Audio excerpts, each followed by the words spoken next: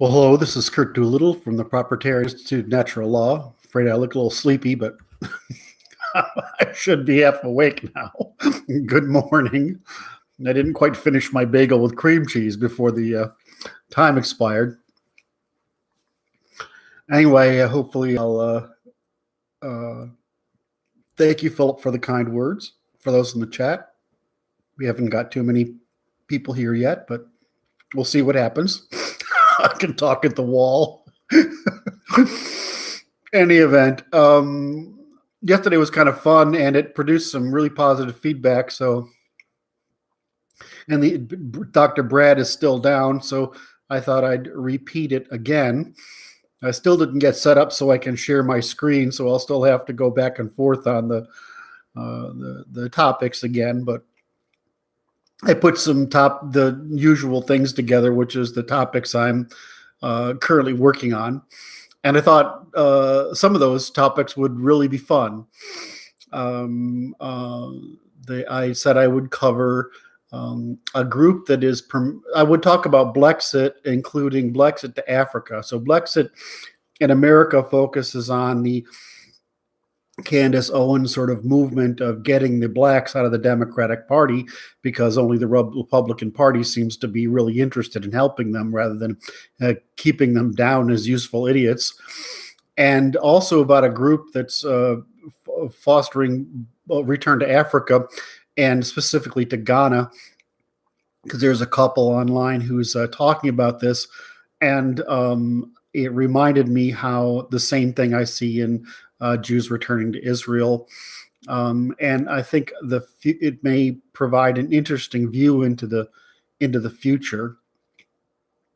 I also wanted to talk about the linearity of sex differences in antisocial behavior and mental illness. In other words, that it's we focus on the male, but it's equally as problematic with the female. I wanted to talk about what I've seen in the Manosphere and how it relates to classes and the economy and perhaps visibility.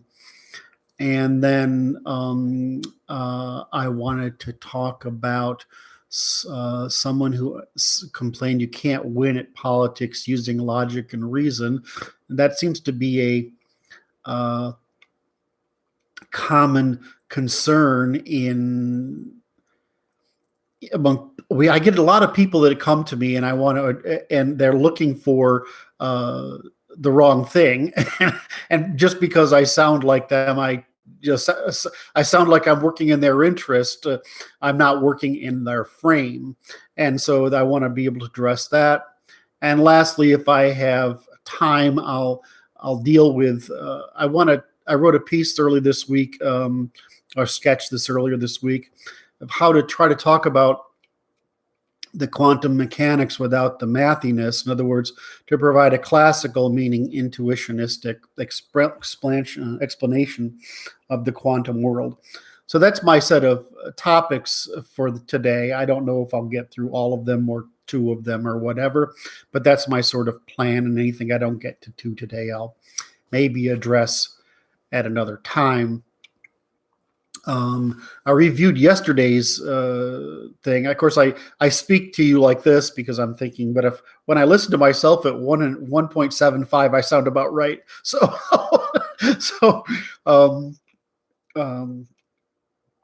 it's comfortable for me. So I suppose other people should listen at 1.5 to 1.7 to 2 if they want to get over the fact that I measure my words. Of the delay involved with carefully measuring my words so that I can actually speak them on a public platform. Someone's asked here, Frank has asked in the comments if I talk about Putin's strategy and the future of Russia. I think I might start with that and then I might start with that because it's such a good question.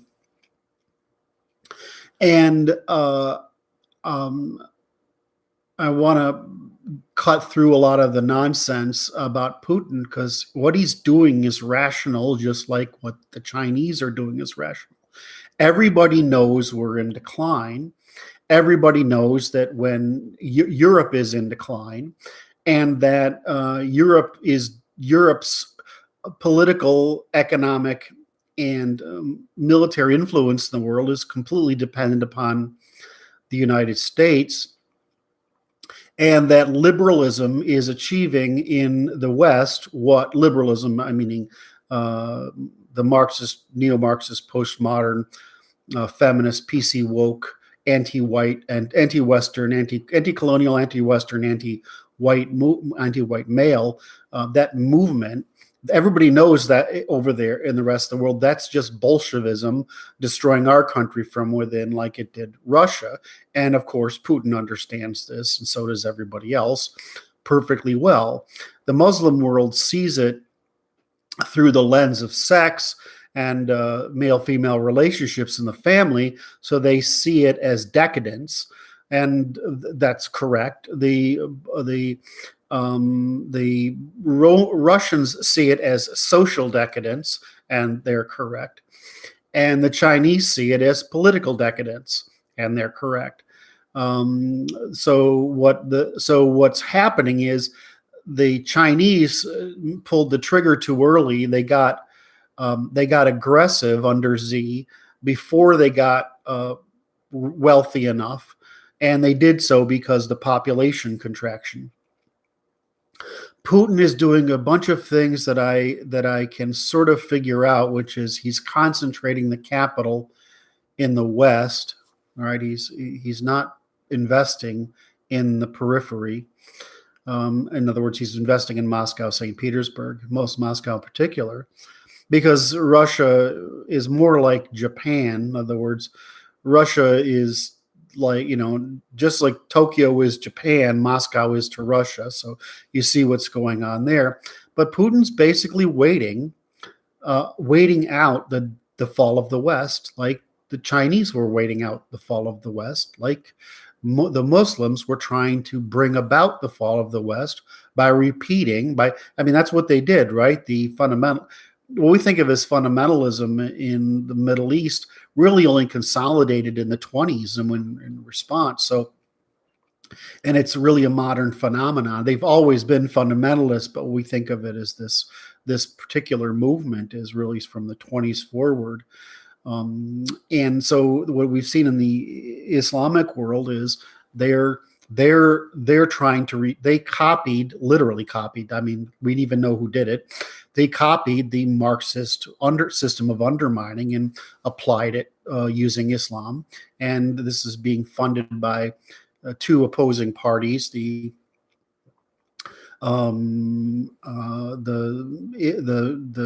monarchies trying to preserve their interests, which we're helping, and Iran trying to restore their power structure in the caliphate, which is unfortunate. This backward motion in Iran has been terrible for those people, but it satisfies the very large bottom that is a 84 IQ average population. So just like whites can't maintain control in Europe if we're not the majority population, the Persians can't maintain majority control over the Arabized underclass populations that they've got to deal with. So it's better to understand that, look what happened to even the Persians. We know what's happened to the Byzantines, the Anatolians and the Byzantines, and look at how unrecoverable the old Europe is. I mean, the Balkans, they're already screwed. Even Greece appears to be screwed, and that's just from a little contact with that part of the world.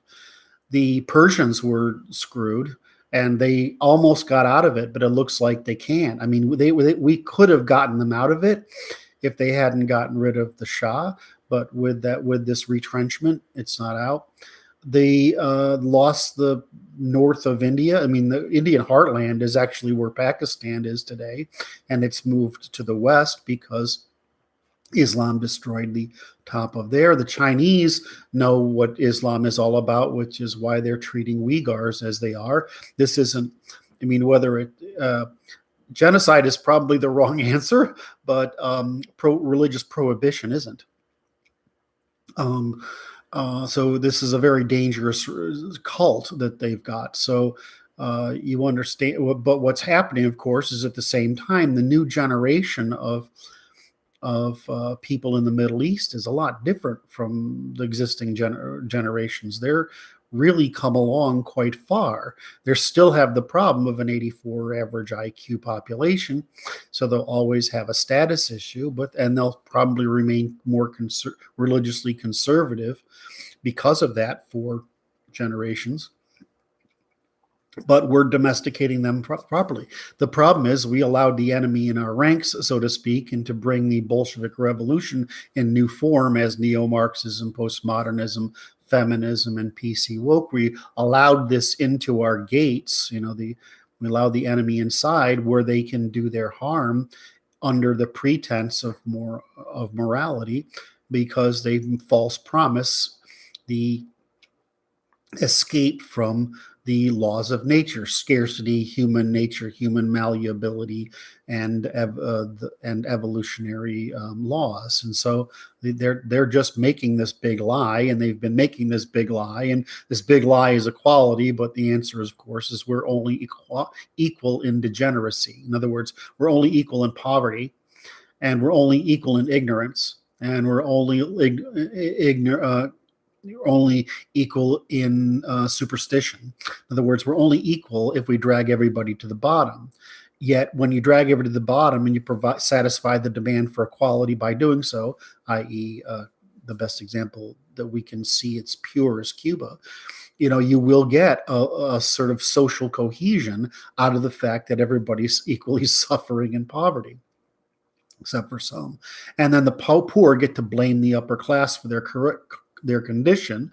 Great. And there's no middle class to generate wealth. So this is what happens. This is a normal human behavior because none of us want to adapt. So if you look at this as we've let this into our realm, making this false promise, making the promise that equality is possible while still maintaining the goods that exist in our civilization. Well, of course, that's a set of frauds. And like I said, our law doesn't prosecute these frauds. There's no difference between the promise of commercial frauds and the promise of political frauds. They're still frauds, but we've only prosecuted and suppressed commercial frauds, and even at that, we haven't suppressed anywhere near as our friends in Europe have, or even in Eastern Europe. So this wild west we have of capitalism is not rule of law. It's capitalism, which means it's bad. When we say capitalism in the West, we meant classical liberalism, which meant rule of law and the bias toward the private production of consumption, while the state maintained the public production of commons. Well, of course, what everybody does is they've tried to make the state produce goods, which of course fails, and then the conservatives think that the private sector can produce commons, which it fails at. And these are obvious things. What you want is an adversarial competition between the state and the private sector, so that the state is able to aggregate capital behind unfundable productions until it can be given over Chinese style or Nazi style, for that matter, to the population, and run at capital with a more efficient use of capital under almost no demand for corruption, so that you just serve human incentives. So in that sense, I'm going down a rat hole here, but my point is that Putin is doing pretty much what I would think you would need to do. I don't understand. I do understand why he's trying to invest in doing things the Russians are good at, which is the production of weapons. But the problem is the production of weapons has gotten distributed widely enough that the Russian competitive advantage in the sciences, because they were ahead of us, realize, which is natural, can't find a sustainable income source other than the resource revenues. The resource revenues are going to provide for the commons, not investment in their economic capacity. And while they are still doing a pretty good job, they are doing a good job at implementing rule of law. They haven't done a good enough job of it yet. And that's because they're still having to use state funds to bribe people to behave. So like I said, the Russians aren't any different from Americans. We're almost the same. The only difference is that we don't trust our government for the same reasons. We don't trust our government because they used institutional corruption instead of direct corruption, and the Russians don't trust their government because they're using direct corruption rather than institutional corruption as much. And yet the state in Russia is at least trying to work out for the long-term benefit of their people, while our state here in America is burning our people in pursuit of satisfying the globalists. So Putin's not trying to satisfy the globalists. He hates them as much as we do. So the enemy, of course, is the globalists and our government, which doesn't understand the rule of law because we have insufficiently protected ourselves by enumeration of those rule of laws. So what's happening, as Luke is stating here in the chat, is that they're burning down our genetic, cultural, institutional, civilizational, informational knowledge capital, which was what Hayek was trying to warn us about in his Road to Serfdom. And he didn't do as good a job as I have, unfortunately, because I had the privilege of being in the computational era. But the answer is the same: is that the capitalist ideal, the industrial revolution ideal, made so much emphasis on materialism, material capital. They didn't weigh and measure genetic, social, political, institutional knowledge, informational capital. They didn't measure all those things. And that's why I said, what's the price of 15 points of IQ? That's a standard deviation. It's unmeasurable. It's the biggest price we've paid.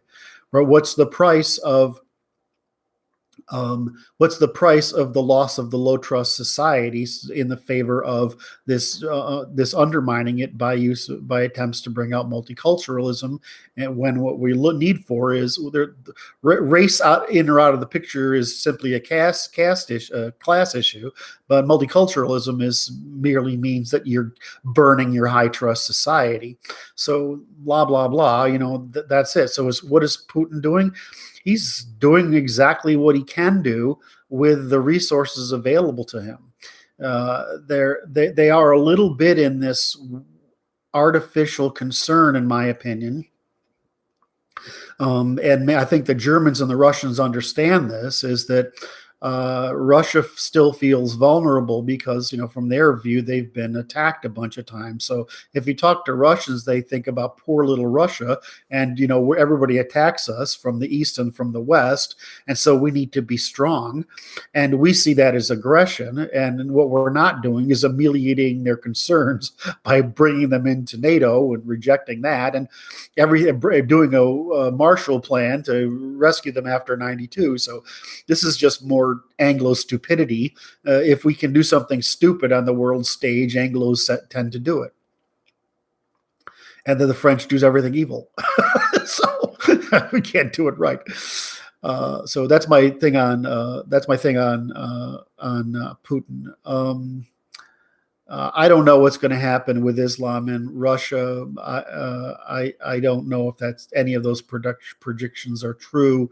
What I know is that they are Black people, and that's how, and are Hispanics, and that's how the Russian people treat them, as third-class citizens. What else can I answer here? I keep wondering if migration back to Ukraine would be wise. At least they want to uphold their culture. Well, of course, unfortunately, I would prefer to live in Moscow or Kiev or Lviv than anywhere else right now, because of that culture. So that's great. But you have to get into your head that Ukraine is the only poor white country left. And it is so because it's run by oligarchs, which is what the libertarians want, because it's what Rothbard wanted, because it's where Rothbard and Mises came from, is a land run by oligarchs, which is Jews who exploited the people, and who were prosecuted to the point where they abandoned the Jewish identity in Ukraine and intermarried or left because the Ukrainians were so mad at them for it because of how they work. So, I mean, I would understand that it's a very poor country and it's not getting better because of this government. The oligarchs basically own the government, and the government's pretty freaking deeply corrupt because the court system is deeply corrupt, and though they can't fix it. And because and it's just the future of our system, right? We have special interests that are global in scale, acting like oligarchs, and they have special interests that are 40 families basically, and they act like there in Ukraine as the globalists do. So they are destroying the people from within, just like the globalists are destroying Americans from within, using the same process. What's the difference? Ukraine's got 40 million people, and America has 300. But so we just have more globalists and more money extracting more people from the populace, and the only thing we have left is a fragile majority on the Supreme Court that doesn't have something like P law to govern their choices with, and Ukraine has nothing.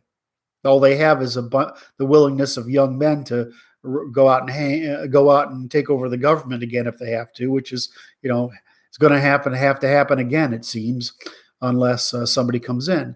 I don't understand why Putin just didn't go to the new president and say, here's the deal. We'll make sure all your banks are stable and we'll get rid of we'll get rid of all the oligarchs. They'll disappear.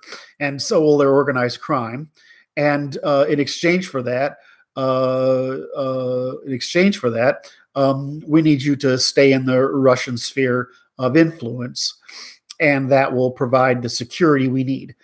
I just don't understand why that didn't happen, because it's so obvious, But the problem is it's very hard for us to understand the Slavic mind's low trust, and so you get that.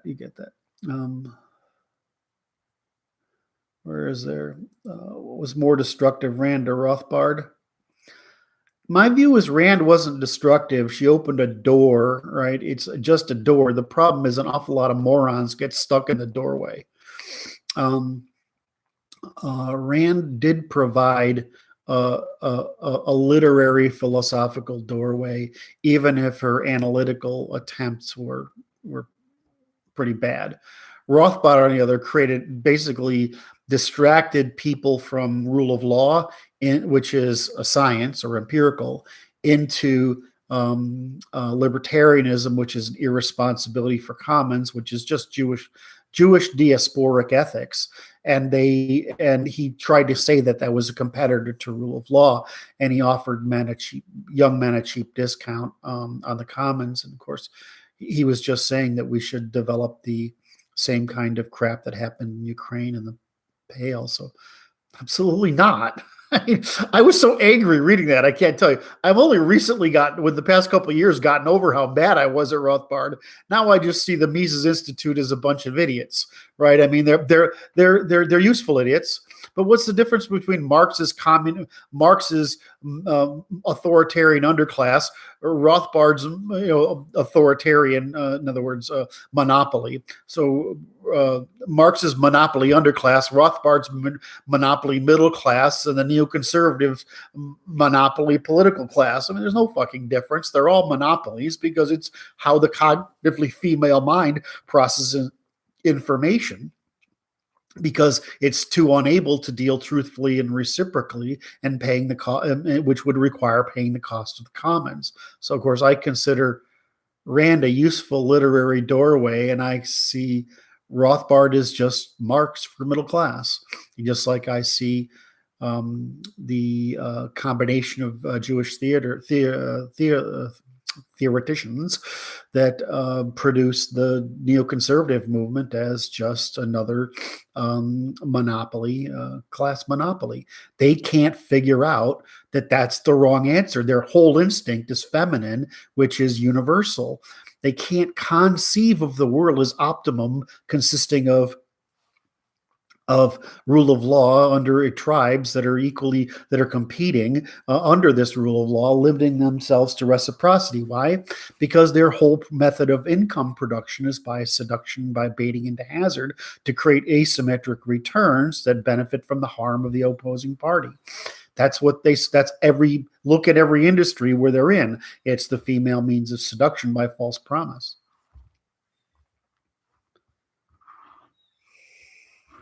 Luke asks, Poland, Hungary, and Ukraine. Yeah, well, but they've been through this, right? So it's like, of course, Poland, Hungary, and Russia and Belarus are more amenable to Europeans because they know what happens when you let this get out of hand. So they're not going to let it get out of hand. I mean, Hungary knows what it's like because it's right next door to the people who've been ruined by Muslims. PlayStation asks, can a person have one half of his brain?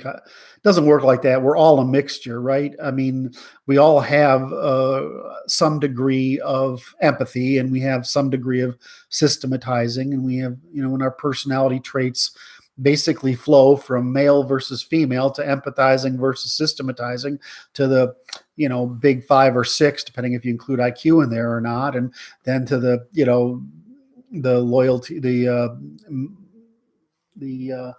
political versions of that, which is hates categories, which is private and public comment, private consumption, public comments. So the primary axis of derivation in all of us is male versus female, and some are extremely female and some are extremely male, and some males are extremely female, which is like, my friend Phil, who I was after college, I worked in the business with Phil, and he's like the flaming over the top, guy, and he's a fucking joy to be around, right? But I mean, he's about his feet. He's more feminine than any woman I know, except he's still systematizing. So you get this sort of thing everywhere, and you get the same thing on the female side. You get these females who are, indistinguishable from males, except they're slightly more they slightly are maintain their slight advantage in empathic consideration or empathic processing or verbal processing. So you see this. So we're all this admixture, but it's a distribution, right? I mean, and it's probably a pretty. It seems like it's a pretty overlapping one. The oddities, the extreme male, I think thought of as extreme brother attitude, but somebody's trying to argue this extreme male, they might be right. Which is libertarians are the extreme of the male brain, which is the autistic side. But I think the conservatives are the extreme of the male complete package, which is defending against everything. And so that's my sort of position on it. So, we're all an admixture. I mean, I can get touchy-feely on the right subjects. I mean, I was a mess when my dog died. I just get over it fast, right? But I can be romantic and emotional, whatever, and I'm not that romantic and emotional. So it depends, right? You have people who are the opposite way. You have some women who are so solipsistic that they can't get out of the mode of confusing others' emotions with theirs. In other words, so they're so empathic that they're chasing emotional experience all the time because it floods them with that feeling the way, let's say, dominance floods us with that feeling. So no, you can't have, it doesn't work like that. This left brain, right thing is really seems to be driven by the need to use tools. There has to be a difference in the brain hemispheres, because what they're doing is they're timing all this stuff together, right? Going through the corpus callosum, so, and back here. So they have to be able, somebody has to win the argument. And so that tends to be, if you're acting like this way, manipulating or throwing a spear or using a tool, that the left side is working with with a small local domain of objects more than the right side is working with the general awareness. And these things trade off back and forth in influence, but it's not as hemispheric as it seems. It's just there's a bias in each hemisphere. Like, language is the most obvious one in the left. So, but anything that has to be ordered tends to be put over in the left side, and that's it. And anything that doesn't have to be ordered, have to be experienced, the world model seems to happen over in the right side more. And we can tell this from the different results of different damage to different areas. So yada yada yada. That's it. Somebody explained to me, PlayStation has made my day so happy right now. Thanks for the answer. Can you tell me what you're happy about? Oh, you're the one that asked me about the brain thing? Yeah, okay, good. If it made you happy, it makes me happy. Thoughts on Taiwan-China relationship? I don't know. My feeling is that there's been a shift of late, and that the PLA, the army, which is really who decides, right? The army's saying, we don't need to do this. We'll eventually win. We don't need to do this. The only person who wants to do this is Z. The person who wants to do this is Z because he wants to get a third term. And he wants to get a third term by promising, because he promised he'd get Taiwan. But the military is saying, we might take Taiwan, but we'll get our asses kicked afterwards, and the people aren't going to be dragged out of poverty. So I mean, that's where they're looking at it. It's like, yeah, we can take it, sure. It's like Russia can take Eastern Europe. Can they hold it? And what'll happen to them as a consequence? So there seems to be some shift going on there, because there's becoming a global awareness that this maniac, while he's using nationalism to keep the peasant, keep the like Mao, keep the peasants. He's lost the middle and upper classes who think he's fucking bordering on catastrophe. So I'm not at the level of in other words, the degree of time I look at. In other words, I understand. I thought China couldn't make it through past 2010. I don't know how they made it from 2010 to 2020 without having a catastrophe. I really don't. I mean, I'm sure there's people who can explain it to me, but to me, who understand the capital flows that are working around the world, because I don't want to do that. I don't want to go there again. But I just don't understand why they were able to maintain this nonsense. And so I don't understand why we feel the need to keep the door open to China rather than repatriate as much. Instead of borrowing $3 million to fund an infrastructure with $3 trillion, why don't we spend trillions of dollars repatriating core industries back here, raising the cost of goods, but reemploying our middle class, our working and laboring classes by doing so? And then all we'd have to do is instead put right to repair in, which would make our goods more expensive but durable, and destroy the cheap production industry that they've got over there.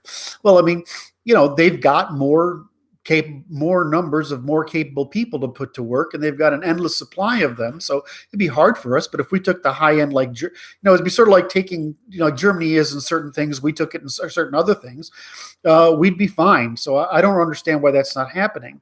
As for the fact that what would happen is putting China to bed is really easy for us.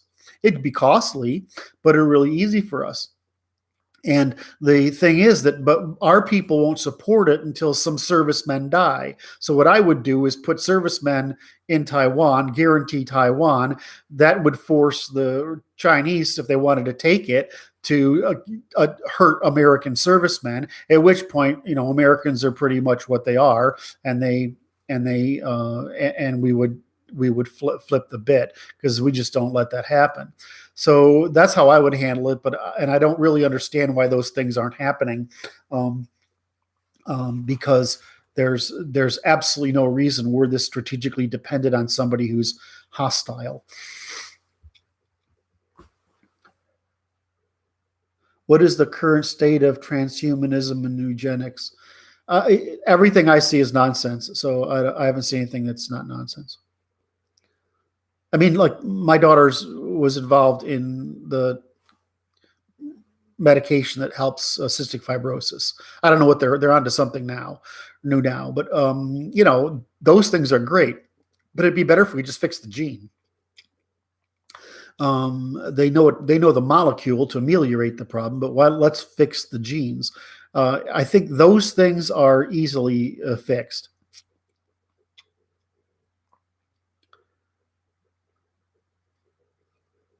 Well, Taiwan is a manufacturing semiconductor superpower. It's not a design. We do it all here.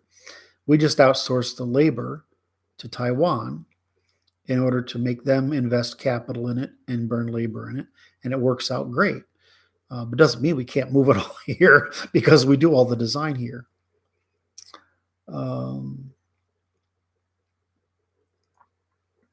Yeah, Shelby, it does. Our tendency, my husband believes China's after Taiwan's gold deposits. Our tendency is to find some edge, something that explains complex behavior. But that's just showing that we're not so knowledgeable.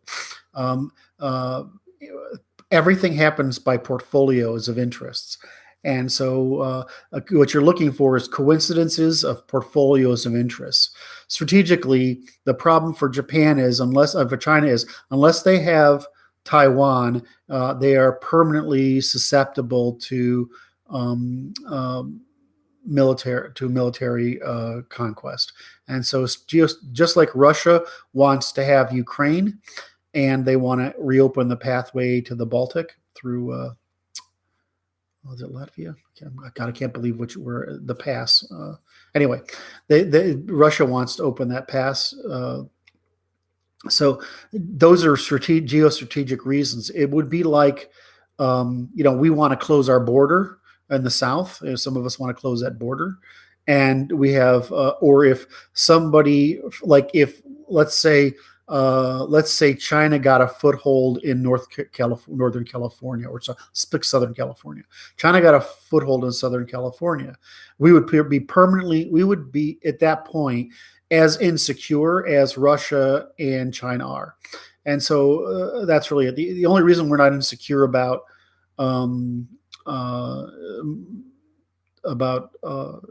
Mexico is because it's basically a failed state. Okay, I think I've got what have I gone through? I've got through 40 minutes of questions. Wow, I didn't intend to do that. All right. Let's throw up another question. If anybody has another question, I'll answer it. Otherwise, I'm going to go into you can't win at politics using logic and reason. I'm going to drink a little coffee here. I'm already losing my voice. See, the problem, I have to do these more often because I'm not talking enough anymore and I run my voice. my voice gets wasted too early. All right. So in the absence of any questions, I'm going to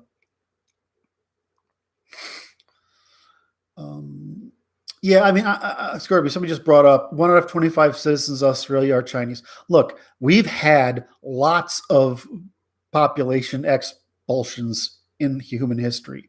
In fact, it's almost a norm. Look what happened to produce the nation states. Look what happened to produce the empires. Look what empires did to relocate people. I mean, again, I consider myself Ukraine my adopted country, right? So, but Ukraine and southern Russia, the southern Russia was Ukrainian, right? Ukraine right across the south. So Ukraine was more than twice the size. Moscow came down and Russified that area all the way down, and just like they Russified the area to the west.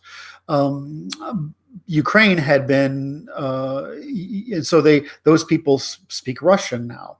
and then they came in and they tried to Russify Ukraine, and most Ukrainians speak both Ukrainian and Russian, or what I speak is called Sulyuk, which is just like this gutter slang combination, sort of like the German equivalent of Yiddish. Because I can't remember which words are Russian and which words are Ukrainian, so I just use whichever one fits. Relocation is a common thread in history, and that might lead me into the question of the folks that move back to Ghana. And as you know, I have a affection for Nigerians and Ghanans because they're the sort of upper classes of the African continent. And there's plenty of smart, capable Ghanans and Nigerians, so they've got everything going for them. And if we hadn't interfered, they might have produced the first really viable empire and dragged themselves out of the Iron Age. So that said, if you go back, this particular couple has got a little YouTube channel where they go back to, they've done their version of Blexit is go to Africa. Blexit is to go to Africa and go back there. And he said they're both thrilled. And the reason they're thrilled is, look, in America, you're poor. You just live by debt. In Africa, you're poor, but you have a home, right? You own your home. But he says the same thing they say is that I'm not a black man here in Ghana. I'm just a man, and this is the whole issue: is that you're not subject to intertribal competition for status when you're not subject to the status pressure. So, if you look at Africa and say, well, if Africa has its growth spurt over the next bit, it could become, and it's because certain parts of it are already, more desirable than staying in competition with whites. So maybe that'll happen. But my point here is that it's one thing to send people to one thing to have people come in who conflict with you, another to say that you can't stop it, you can, and another say you can't reverse it, you can. I mean, look, it took us a long time to get Spain back, but we did, right? It wasn't that hard getting the Balkans back. The problem is Spain is still permanently scarred, and southern France is still, and so is old Europe. So these things are permanently scarred because very hard to change a group strategy imposed by conquest when that group strategy is a lower cost one. And we forget that whiteness is an expensive group evolutionary strategy that makes you extraordinarily aware of where you are in the status hierarchy. The way we ameliorate that is through mandatory military participation, which means that you're due respect for having served regardless of your social rank. And so as long as you do your duty, you're there. But this is a very expensive social, political, economic economic system. And so, yeah, I realize I'm only talking about southern Spain. Northern Iberia is fine. I realize that. So but I got to tell you though, even I was in France talking to an art historian there, and they don't even realize how much they were affected by the Islamic conquest of Iberia. So we got these areas back. We've had these areas back. We did under nationalism. We moved people around. And empires have always moved people around. We moved ourselves around before there were states and empires.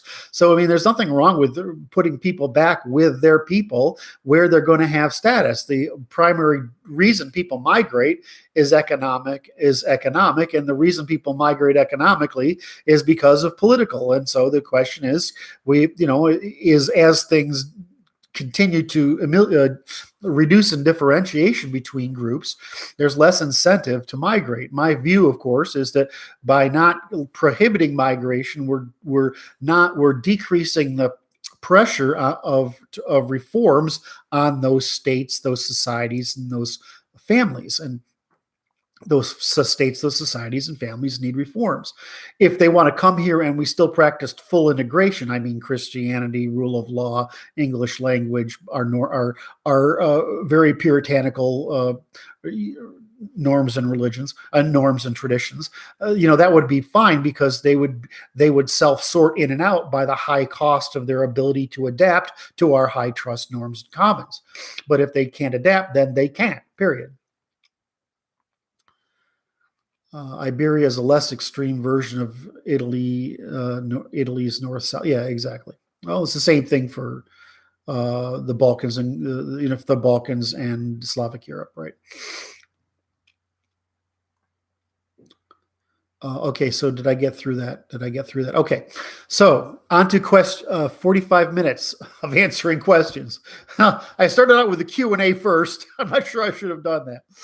But start out with the Q&A first, and that hopefully will ameliorate the criticism.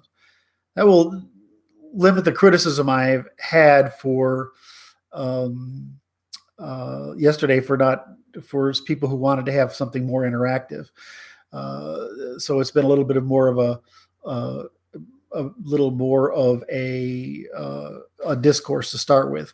But I think I might want to not do this in the future. I think I want to probably go through my topics first, which will tend to generate discussion around whatever topic I'm talking for. Luke says a rabbit hole, or I don't know which rabbit hole you're sawing. I look at it, all I see is a field of rabbit holes, so I don't know which one you're trying to make me avoid.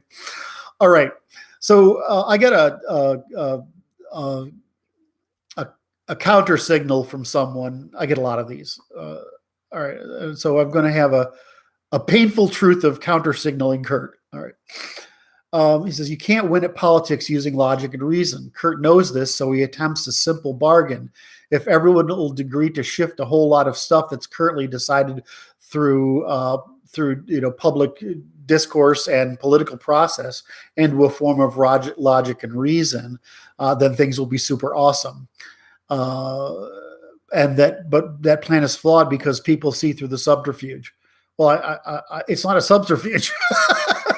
I'm saying, and it's not an attempt to produce any subterfuge. I'm saying that we can prevent people from lying and force people in baiting into hazard, and we can force people in politics into truthful for reciprocal exchanges, like we've tried to in commerce and private sectors. And so what he's saying, of course, is a couple of things which are implied, not implied. One is that he wants to preserve the ability to lie. Well, so does the enemy. So he wants to preserve the ability to engage in all this stuff, and so does the enemy. And I'm glad you want to do that, but it goes back to my criticism that no criminal who's a lying, cheating, scheming, frauding, whatever, or thieving, or hurting or killing, no criminal ever feels like the law should be increased to suppress his reciprocal behavior. I mean, it's not hard to understand, right? I mean, of course he's going to do it. But there's the second part is that what I really hear is two things. One is that I don't want to be left behind because I can't do this. That's fine, right? I understand that. And yes, you'll be left behind because you can't do this. That doesn't mean that in the future, it won't distill down to some general moral rules, which is the silver rule, really, that future generations will be able to do, because unlike you, they won't have to relearn and pay the cost of relearning like you would have to. And that makes sense. And the last part is that this isn't like, this is what always gets me is people think because I agree, I'm saying things that they partly agree with, or that it sounds like I'm working in their interest, that I'm producing ideology or philosophy or theology. I'm not. Or even opinion. I'm not. I'm producing the science of juridical decidability regardless of context. So, I mean, That's what I'm doing. That's all. So whatever you want to do that's good after we eliminate the false or reciprocal and bad, so to speak, then fine. It doesn't matter. That's not what I'm telling you to do. The problem is everybody wants to preserve their method of lying, cheating, scheming, and manipulating, but they want to cancel everyone else's version of lying, cheating, canceling, and manipulating. What I'm saying, we can stop all that on both sides, and then we're stuck with truthful reciprocal exchanges. And the reality of that, of course, is we end up with meritocracy. And we end up with meritocracy means that we will have the class hierarchy. The class hierarchy will result in some people being at the bottom. Those bottom people will know their status and object to it. They will rebel, of course. But the only thing we have to do is pay them and limit their reproduction so that they can't continue to create this problem, which is just genetic in origin. So that said, I mean, the difference is that would you rather have everybody equal but go nowhere, stay the same while we run down the evolutionary clock, or would you rather have people in a hierarchy and move forward and we keep and with the full understanding that capital tends to aggregate in some people who turn it into rent seeking? Well, I mean, I agree. So just put the law into place like I've shown that prohibits the accumulation of rent seeking and basically makes rent seeking illegal, and so that the people at the top can't be creating rents. They have to always be investing in things that make it better for people at the bottom. So that's an easy thing to do. But if you want to believe the illusion that we're all equal and that we're all equally capable, it's just opportunity and oppression, then you're just wrong, and that's just a lie, and it's a lie you're telling yourself, and you're letting other people tell you. Instead, what you should be saying is, where can I play? What duty can I perform in this game, and how do I live according to my means? If that's the case, and nobody's engaging in rent seeking or parasitism from you, then we got the Pareto hierarchy and the Nash equilibrium of a distribution of goods and services that's maximally possible. So we're not trying to produce the best for you or you or you or you. We're trying to produce the best for everyone, and that's what the best for everyone is. It's a power distribution of legal or juridical decidability, a Pareto distribution of the means of the allocation of incentives, and a Nash equilibrium of outcomes.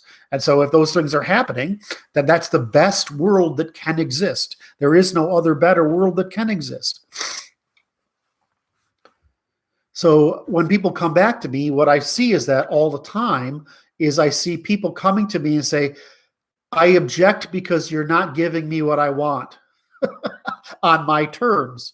That's okay. It's like the Christians are all pissed off because I'm like, well, it has no place in law. I can science it. It's only these things. And furthermore, your theology has no place in public discourse. It has only place as wisdom literature. It's not a means of argument. So if I say to you, well, apparently God wills it, that's a piece of wisdom literature. If I say you must do this because God said so, because it's written here, that's of course false. So that's attempted fraud. Well, it's the same thing when we get into people who are in every kind of denial and lying and deceit possible. They're saying, I want to be served. The problem is that's not how we get anywhere. We get anywhere, it says, what duty can I perform in exchange for what the best I can get? It's pretty simple, really. I mean, the world is a pretty simple place. But the point I guess I want to make here is that this institution of selfishness is not only endemic on the left. It's not only endemic in women. It's endemic on the men and the right. And it's endemic in the virtue signaling of libertarians. So this privilege is real.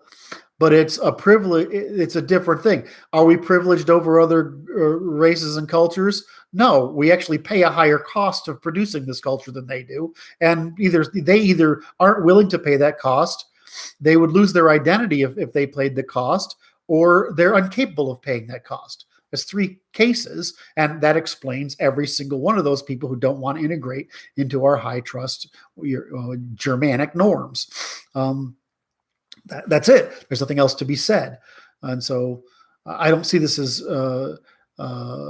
this is a very difficult thing to deal with. You have these, everybody's virtue signaling virtues they don't have. They're searching moral excellences they didn't produce and don't have, and they're just saying gimme. And so there's no gimme. There's exchange, and duty's an exchange.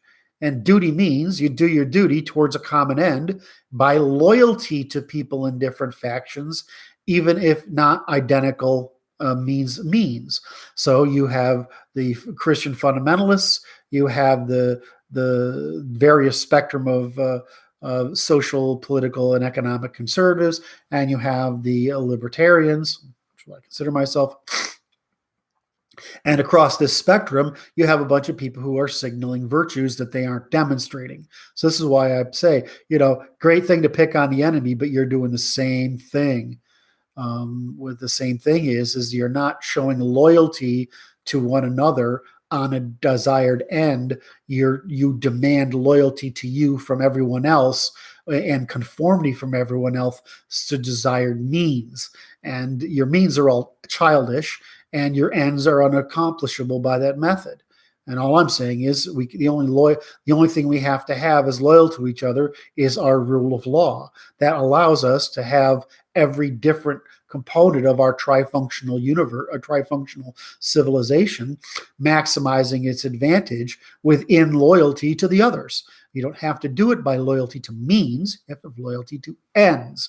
And so the rule of law is what facilitates our loyalty to ends. If I could just get this across, but for some reason, this seems to be too intellectually complicated for 99.99995% of the people on the right, and it's why they fail. And of course, what they would like is someone like me to come along and tell them warm, fuzzy things that, yes, we will bring about we will restore the Catholic Church. Yes, we'll bring a Protestant fundamentalist utopia. Yes, we will bring about a libertarian utopia. Yes, we will bring about a Nazi utopia. Yes, we bring on an ethno-state utopia. Yes, we'll bring on a civic nationalist utopia. It's like every fucking idiot in the world is a fucking idiot. And so, stop being a fucking idiot.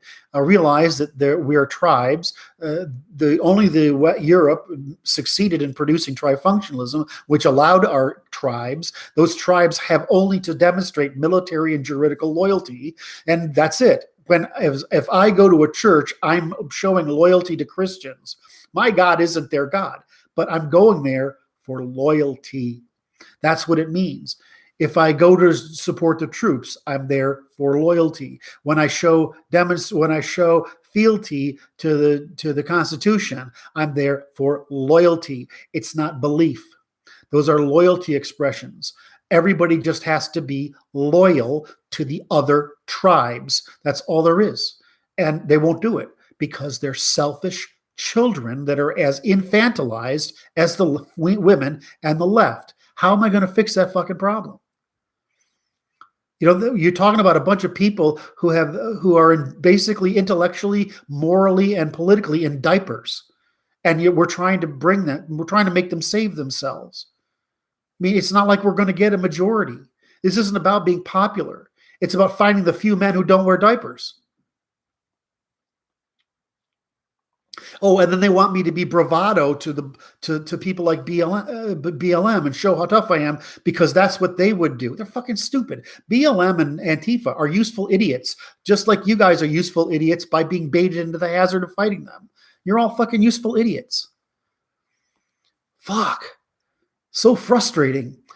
The enemy is the system, the globalists and their intellectual class. That's the enemy. And then those enemies have created incentives in our government. We have to fix that. The other people at the bottom, they're just useful idiots that distract you. So that's my rant. So when you ask me what my first point of the day is, it took me 45 minutes to get to it. It's taken me 15 minutes to get through it. My point is, grow the fuck up show loyalty, do your duty, show up, and realize who the enemy is. And when you're looking at the BLM, do what I did, or Antifa. If they try to hurt the neighborhood, fine, but they're just as screwed as you are. And understand they're not wrong because they're screwed. They are screwed. They're screwed for the same reasons you are. They don't know what to do about it, and you can't figure out what to do about it either, because at least they're loyal to each other and you're not.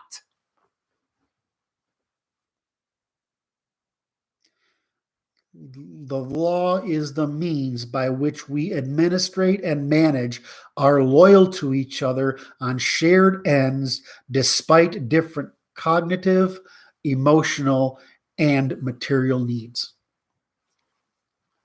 Grow the fuck up, man up, do your duty, show loyalty.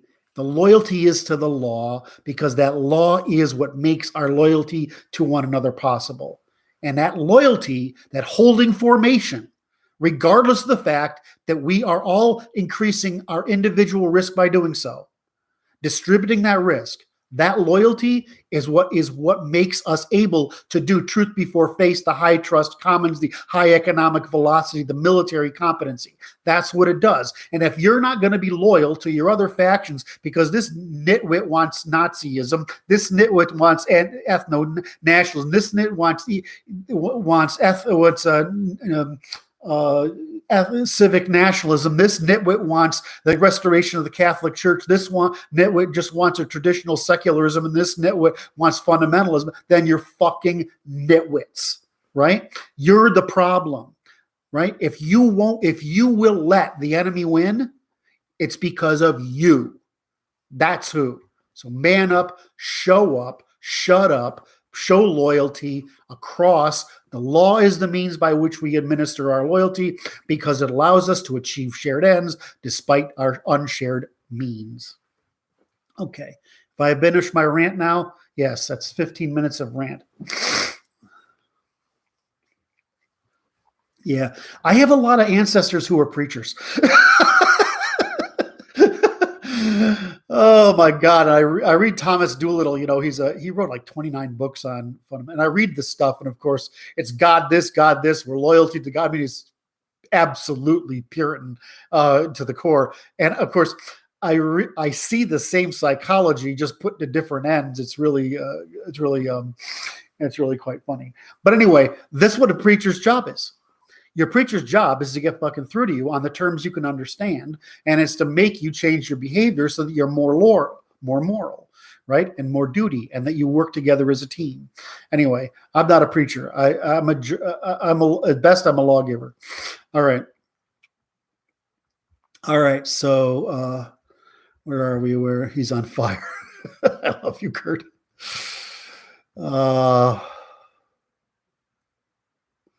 What do you mean you worry about autists so much? I'm an autist. Autists invent everything.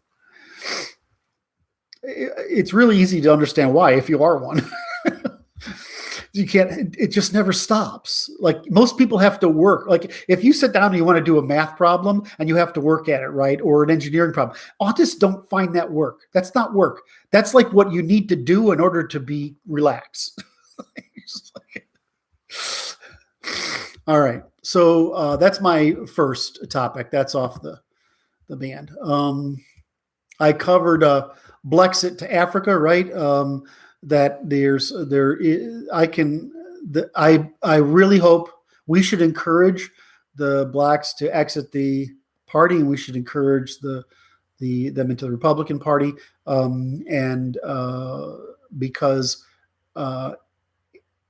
because we can be loyal to them and their needs. We just don't have to be identical to them and their needs. They are in a difficult position, and it's mostly genetic, which means it's mostly a class size problem. And so for them, they have different signal and status needs, and they grow at different, they mature at different rates. And so they need different commons. Do I think that they would be happier if Africa was more advanced and they could move to Africa? Sure. It's like some of us want to move to Eastern Europe because it's in a better shape. Well, why wouldn't Black Americans want to move there? Well, they would. So this problem isn't permanent. In other words, this issue we're in isn't permanent. That's what I was trying to get to. Do I want to go into that? Yes, let's go into the Manosphere one.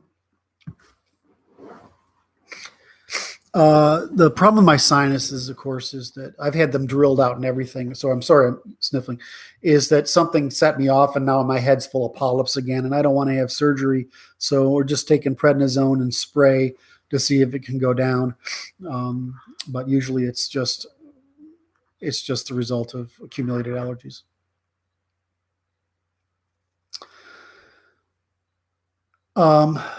Kurt, do you ever rewatch these recordings to observe when comments are appearing in the chat? Of course. I actually can read the comments as you guys post them. It's not a problem. It's like I can't talk and chew gum at the same time. Well,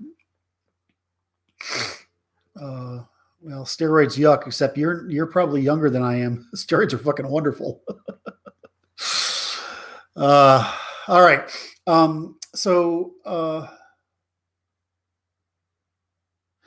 The keto diet. What I actually do is I just eat paleo. My problem is that in my current environment, it's very hard to do that. And so I'm really good about it, just paleo. My problem is grains, and I don't seem to be able to kick that up. People say fasting, that's great. I don't have a thyroid, I can't fast. So once you have got a thyroid, you can't fast. Everybody says fast. Yeah, I don't, I'm not really into sugar. What I am into is I just want a chocolate every now and then, like once a week. Like I have a piece of chocolate. So I buy very good chocolate. And I have that about once a week. That seems to do so. It's probably it's probably something in the dark chocolate. Yeah, sugar really matters. I noticed that I'm not going to tell you what it is, but I was having a health problem that kept recurring, and I realized it's just a result of sugar. And so I got rid of the sugar, and the health problem went away. So for me, if I'm just like my diet, here's my diet. I eat eggs. I eat Greek yogurt. I have meat, turkeys, ham, and roast beef sandwiches. I eat salads, big ones, at least once a day, and I eat almost entirely meat or some meat mix. My problem is that because of where I am, I tend to eat too much bread. If I would like to get out of that, but just for one person and whatever, it's just too hard right now. Cheese, I can't do cheese. It's something in my family. It causes my little rough patches on the skin. I don't eat cheese. Yogurt doesn't bother me. It's probably actually not the cheese. It's something in the processing of the cheese. Because when I eat when I eat European cheese, it doesn't bother me. Yeah, whenever I cut the bread out completely, I go back to my normal weight of 180, right? That's my norm, 180, 185.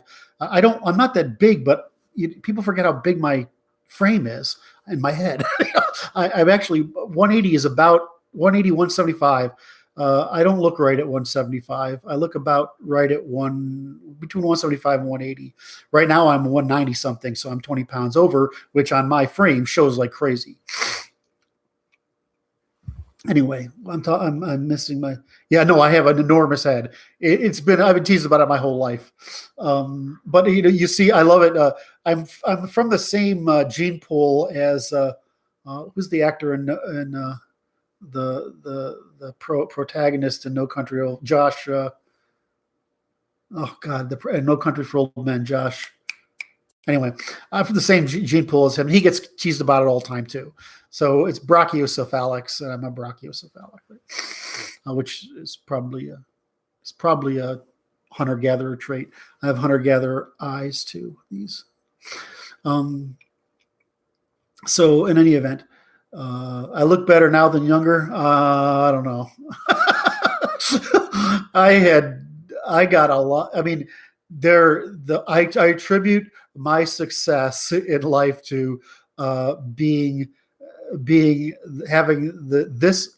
I mean, but my degree of autism now is not very visible. But if you knew me when I was in high school, it was very visible.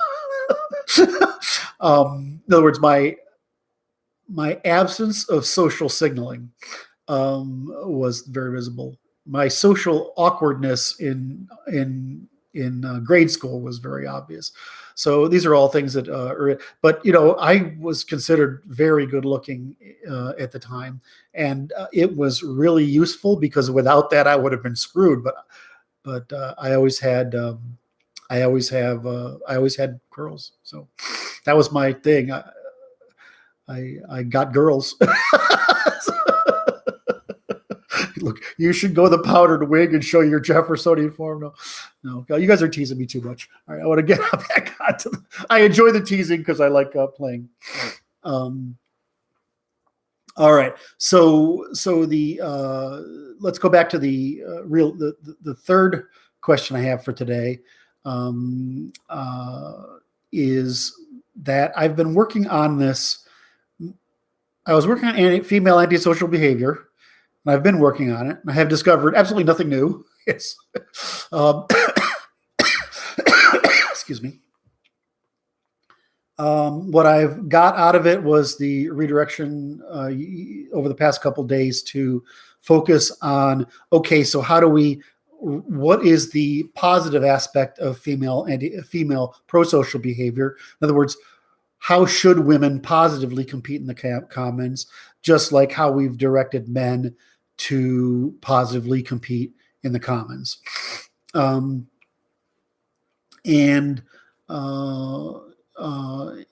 so I've been focusing on that. That led me to, I guess I'll just cover it while I'm on it before I go into the Manosphere issue. So that led me eventually to the Manosphere and some observation I've had about this, because you realize I ignore all this stuff. I mean, I read the game when it first came out because it was I was just curious because a friend of mine is master of it.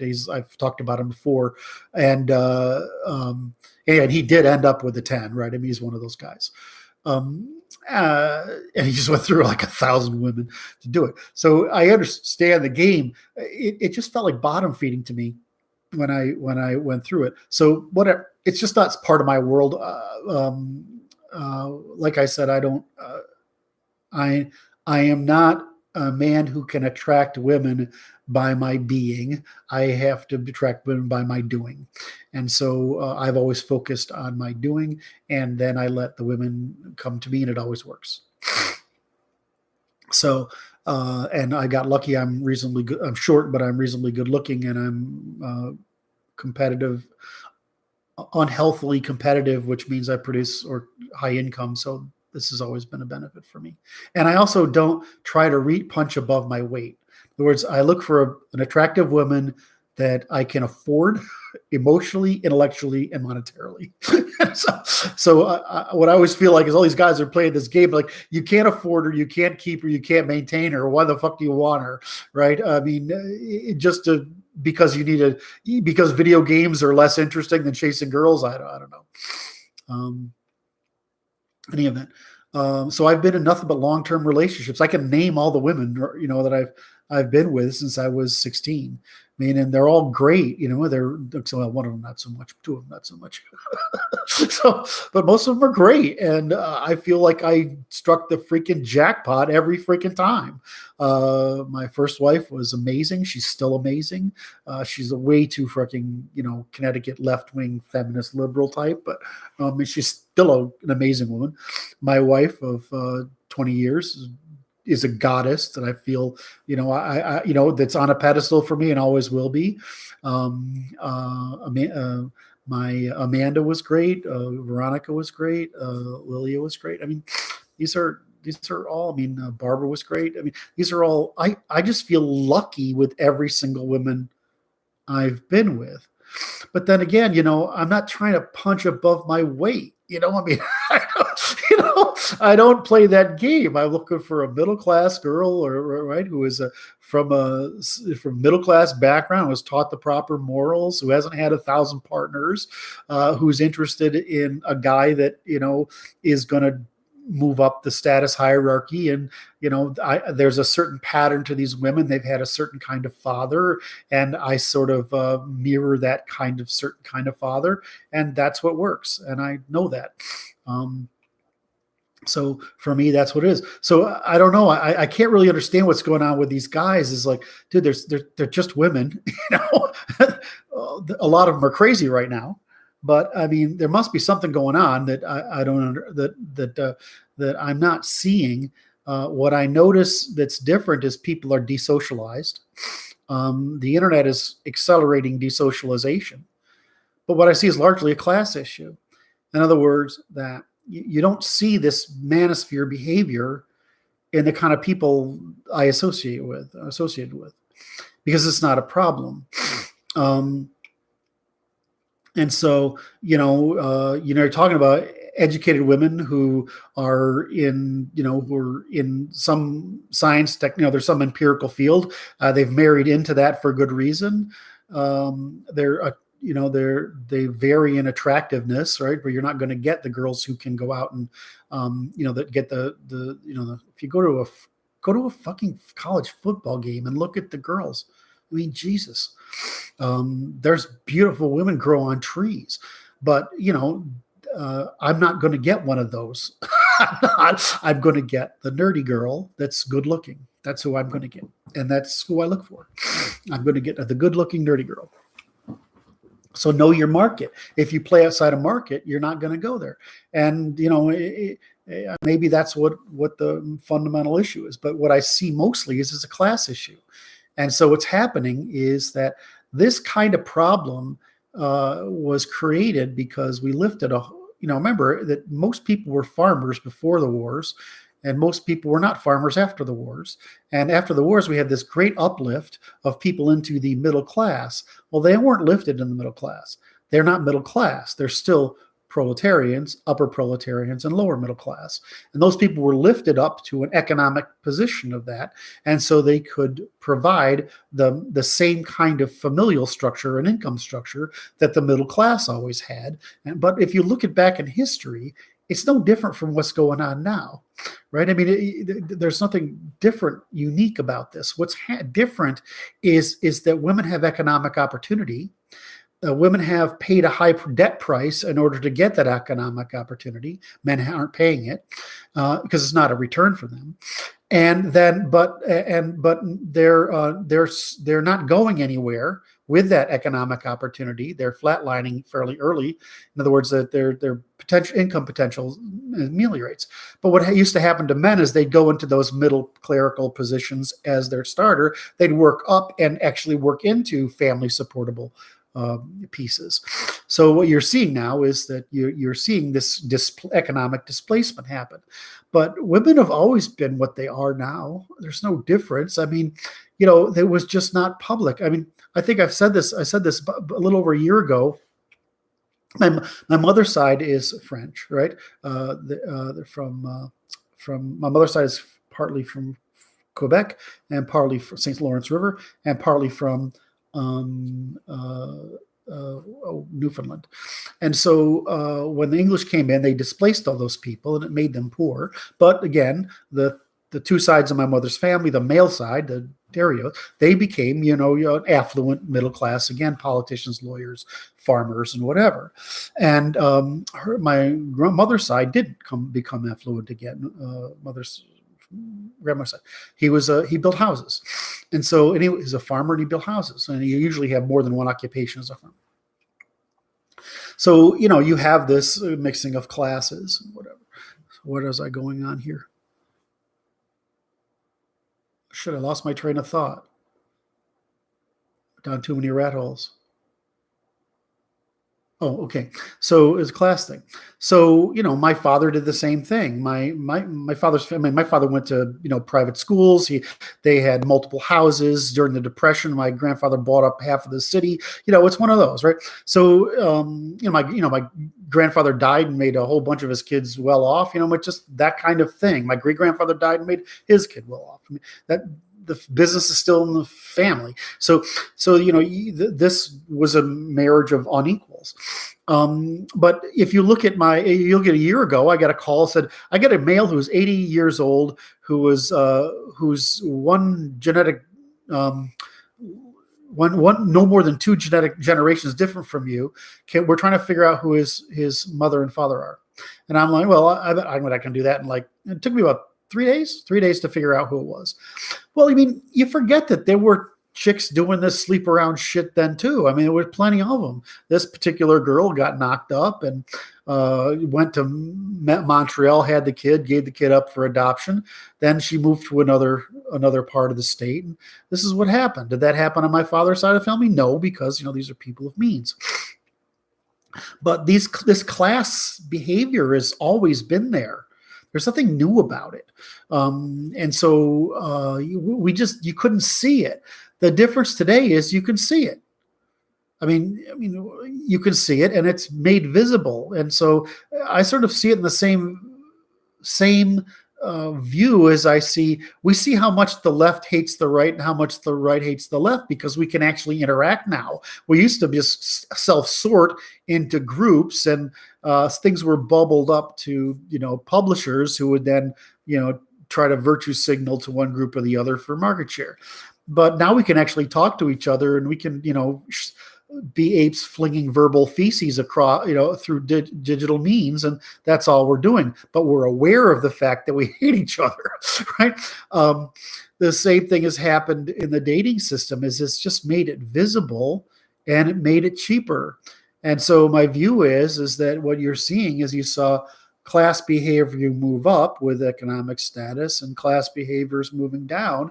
And why is this happening? It's only happening because we've allowed the university to create a degree as the equivalent of what's the medieval thing to get into heaven? What's it called? I'm forgetting, it's escaping me.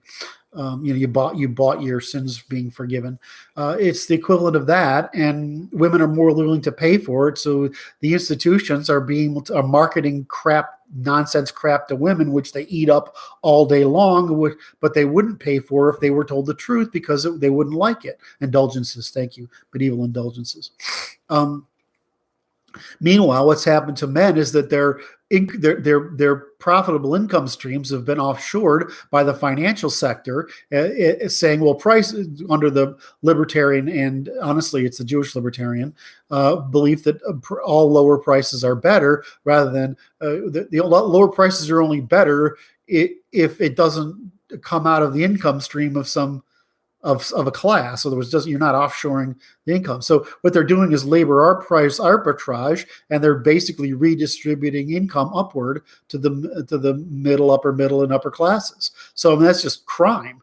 So organized crime. So I just look at it as to say, well, the guys are kind of screwed because of political system that's created a disadvantageous situation by which is actually harmful, and you can see this harm in the loss of competitiveness of all American companies, because the more women you add to something, the more adversarial suppression there is. The more adversarial suppression there is, the more difficult it is for men to form loyalty groups that will fight a political trend in order to seize power to push an innovative idea through.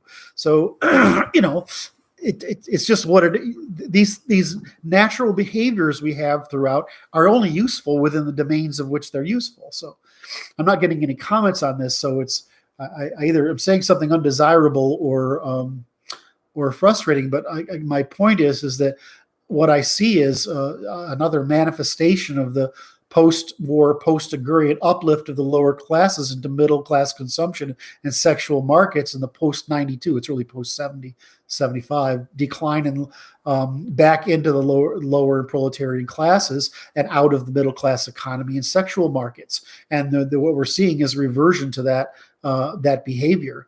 So women are acting like they've always acted. You can just see it, and they don't feel shame about it. But that's what they've always done. If you look at, the data from different people, it looks like a third of children are out of wedlock, right? I mean, women have been fucking around all the time. Men have been fucking around all the time. Nothing new about it. I mean, the Irish didn't stop serial marriage until the 1800s.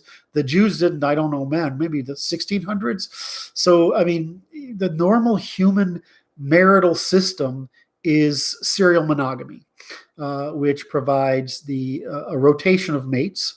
And as we mature through different life frames, and it works about the lifespan of a relationship is about long enough for one or two children to develop walking behind the mother. So this is the normal human thing: is that we have serial monogamy in the sense that what that does is a marriage, a declaration, keeps men from fighting over killing, because men will kill each other over women more. That's really what men kill each other over is almost always women.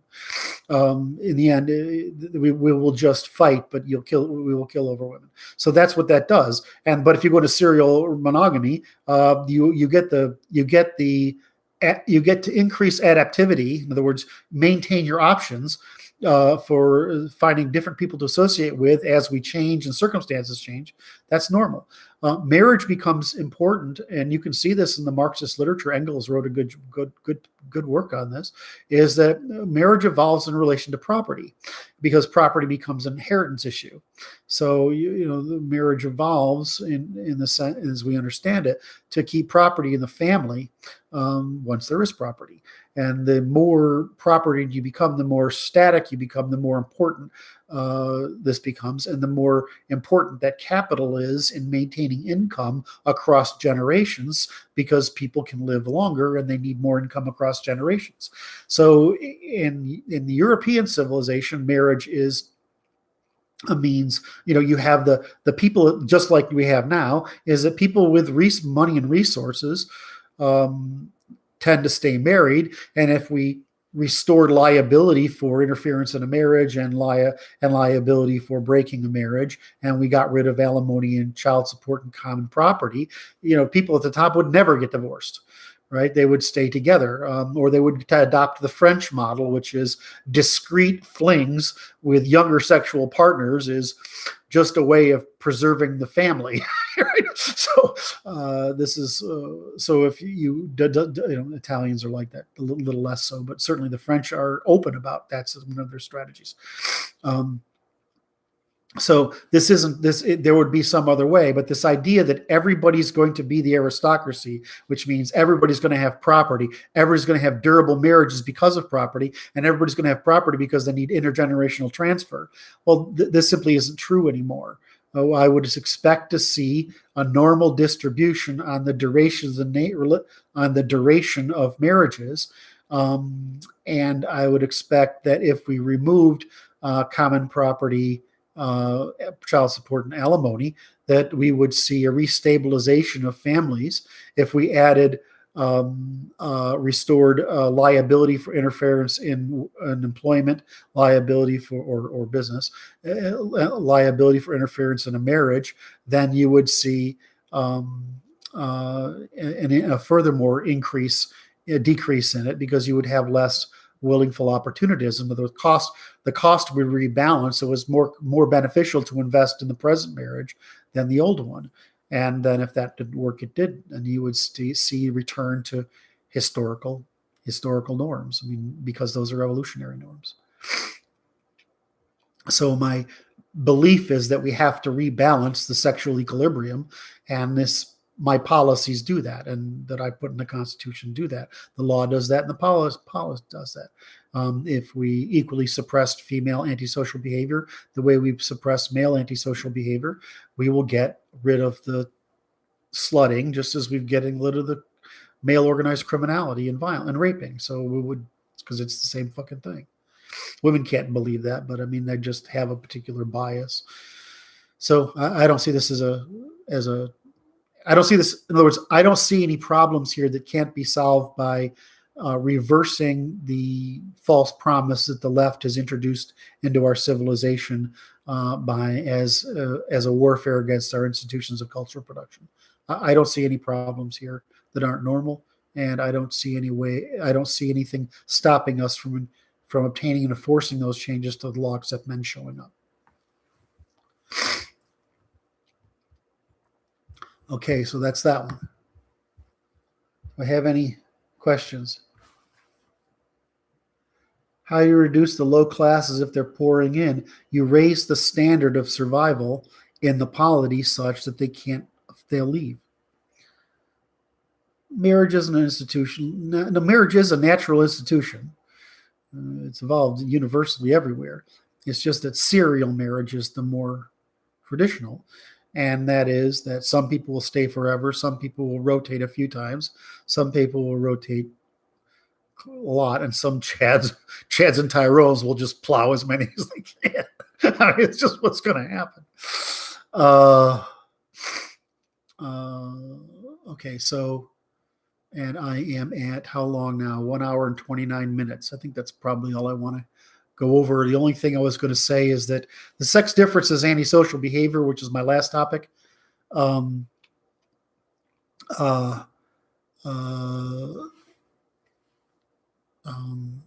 Is that really there's no difference. Male and female rates of antisocial behavior are the same. Males' evidence of criminal behavior is, in other words, physical action, is the same as women's mental illness. In other words, disruptiveness. The primary difference is in all things, men externalize and women internalize. And so that's it. I mean, women tend to internalize their conflict, which comes out as antisocial behavior. Men will tend to externalize their conflict, which comes out as external behavior. And these are the differences. But, there's a reason why the sanitariums was full as many women as the prisons were full of men, because it's the same fucking problem, both directions. We just decided we would tolerate more female psychosis in the public sphere, and that's what we see. That's what we see with Karens and their equivalents. So Karens is the white one, whatever. We see female antisocial behavior. That's why we see tramps and sexual promiscuity, whatever. And that's just female antisocial behavior. It's just that it's an internal expression of outrage producing self-harm and harm to those around them, just like male expression of alcohol and drug use and violence and criminality are expressions outward. It's just the same thing, but the rates are the same. So, and it's about a 2 times difference either direction, right? I mean, males are twice as likely this way and women are twice as likely this way. And then the data is the data. And it's really no more complicated than that. So like I said, in the end, it's all, if you want to know any trait in a male or a female, look for how the other sex expresses it as force or seduction. And once you understand that equilibrium, you're there. That's it. All right. So that's an hour and a half. I've covered my topics that I wanted to cover for today. I'm going to see if there's anything. I was going to cover physics. Luke asks, let's see here.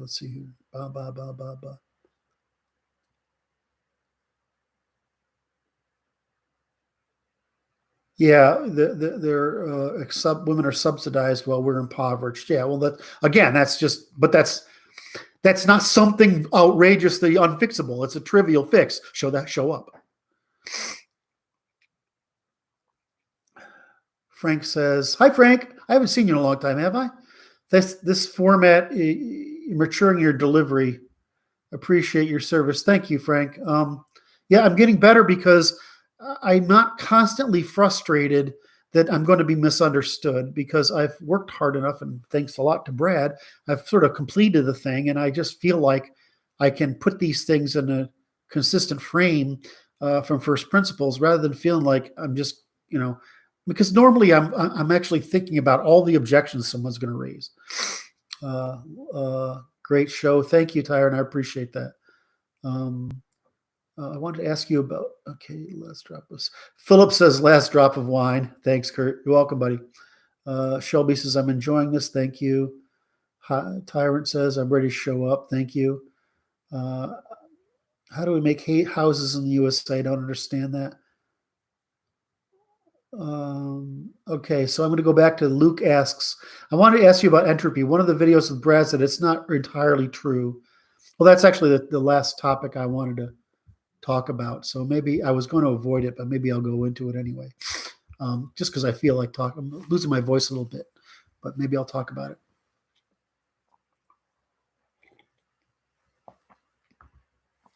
Shiny says, should I learn German and move to Switzerland? Well, they speak Swiss German, which is a little different, but yes. You're not going to ever find me complaining about Switzerland, Taiwan, or Japan, or South Korea, right? We used to be able to count on the Nords, but we can't count on them anymore. They've gone nuts too. Yeah, I'd live in Switzerland. If I, of all places, the Pacific Northwest around Seattle is very similar to Switzerland in many ways. And so when I was in Switzerland, I found it, it's I would live there rather than anywhere. Maybe Bavaria. I'm kind of fond of Bavaria. I'm also very fond of the area around Salzburg. Those are it's environmentally beautiful in those areas. Like I said, I live in Moscow. It's not environmentally beautiful, but the people are environmentally beautiful. I just prefer Russians. I prefer Russians in almost every way. Men are men, women are women. Things are clear. Friends are friends. If you're nice and you have good manners, the world works fine. I don't know. I just prefer them. Anyway, so I'm going to go back to Dr. Brad looks like an older Martin. Oh, you didn't have to. Now you ruined it. It's funny. I have to be careful because I'm very complimentary to Martin because I understand what he is and will become, and he keeps getting better than I expect. And so he doesn't like it though when I compliment him very much. But the funny thing is, he just doesn't like to talk in person. So the written Martin is much more. Here he's here. The written Martin is the real person, right? I mean, that's the person I want to see come out in person. I love that man. He's here. Hi, Martin. I love you. You have no. I mean, I know how good that guy is, and if you don't know how good that man is, he's amazing. All right, I want to talk about. I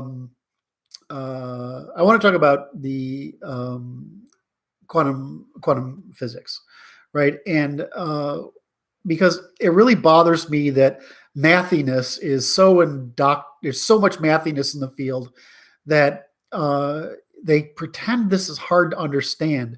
It's really not hard to understand at all.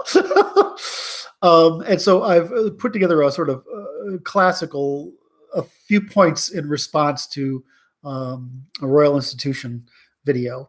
And I've just found it much easier to sort of teach or visualize the quantum world when you under classical terms rather than mathiness, because they're talking about mathematical objects. They're not talking about classical objects. And so it gets when they're talking, there's, in other words, if you watch all these things, there's all these guys talking about what we've learned at Einstein and whatever, and it's only when you get into it you're real deep. My original interest was in physics when I was in high school, and I realized what was going on. I'm like, I'm not getting involved in this. But if you realize what's going on there, it's all woo-woo, really. I mean, because what's going on is really very simple. They just can't get far enough that they can put it in a classical thing because they're afraid to, because they're afraid they'll be criticized if they try. So when you're talking about quantum, what does quantum mean? It means that, when you have like waves on the ocean, or ripples in a pool. If you drop a stone in a glassy pond, the waves go out from it, right? But those waves are in an analog state. In other words, they can vary they can be any size. But quantum just means those waves can only be certain sizes. That's what quantum means, a quanta. And so we don't know the metric that's causing it. In other words, we don't know the energy. There are energy levels, but we don't seem to know the math that's causing those energy levels. It's not like when we get to the periodic table, where we were able to predict missing elements because we understood the math of the relations. Well, what's happening at the quantum level is we're not quite sure what all these particles are. So that's what quantum means. It just means that there's no unitary measurement we have, but whatever that unitary measure is, we can only have. It's like digital. It's like a digital thing rather than analog, right? You can't have a thing that's 1.6 quanta. It's either 1 or 2 or 3 or 4. So that's all quantum means. But what quantum has become synonymous with is woo. It's like woo. No, it just means that waves can only achieve certain amplitudes when there's enough available energy to produce the next leap. So it's just like a stepping function, right? That's it. So that's what quantum means. So the second thing is that there's a prohibition on the word ether that came out of the fact that the original definition of ether was wrong. But fundamentally, the space is full of a quantum foam, basically think of it as a superfluid or whatever, and it is full of something. And this something is very akin to very quickly boiling water, where Kirk, can you rant about Scandinavia? Yes. It's more analogous to boiling water. So imagine this boiling water, and then you drop a stone in this very evenly boiling water. Right? In other words, bubbles come up and go.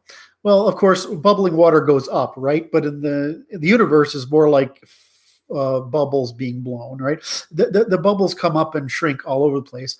And it's a very messy thing that happens at incredible speed. I mean, trillionths of a second, right?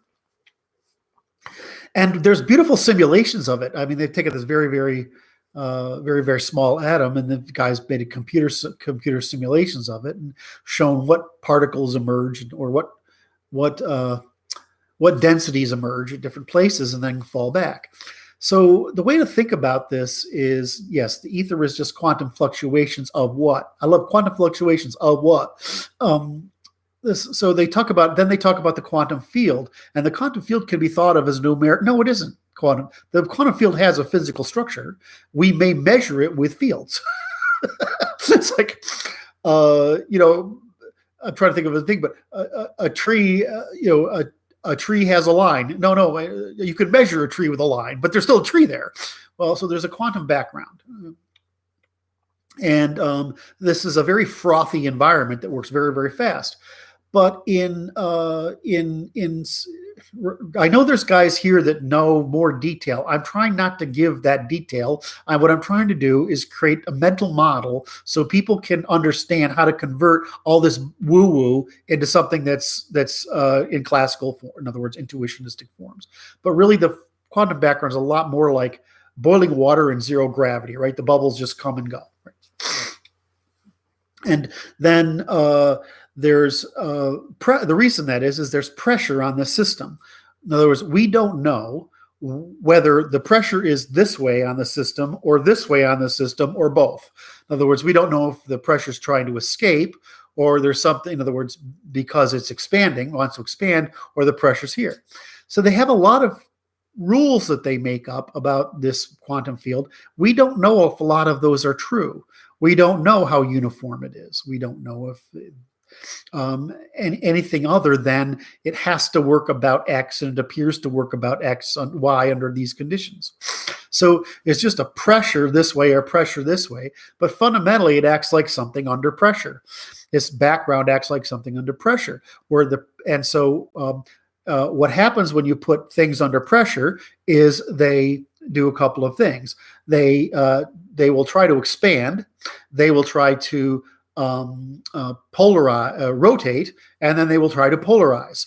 And so that's what we see in the quantum background is things go under pressure, and in an attempt to relieve the pressure, they rotate and polarize. And from this, we get magnetizable and the electromagnetic field.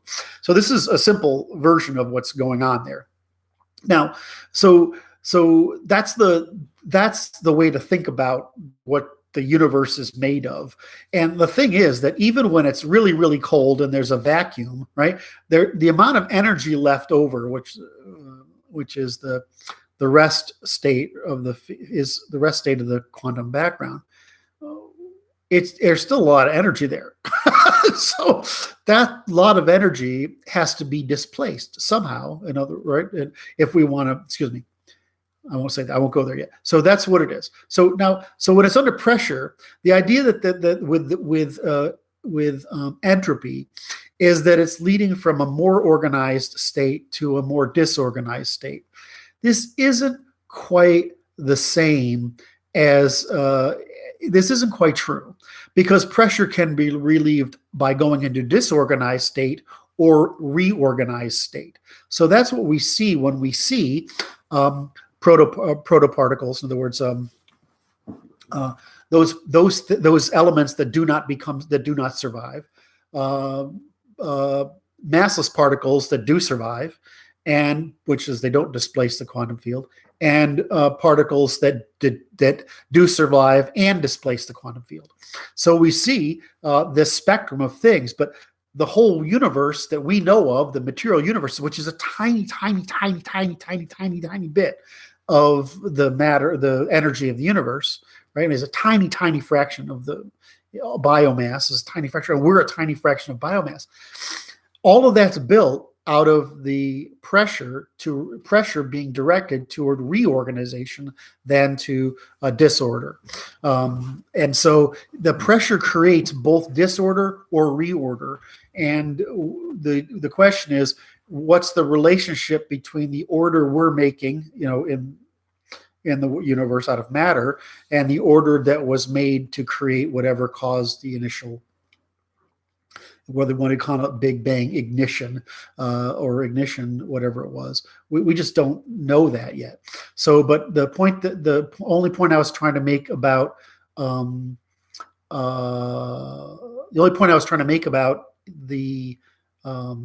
when people ask me about entropy is that entropy isn't quite right.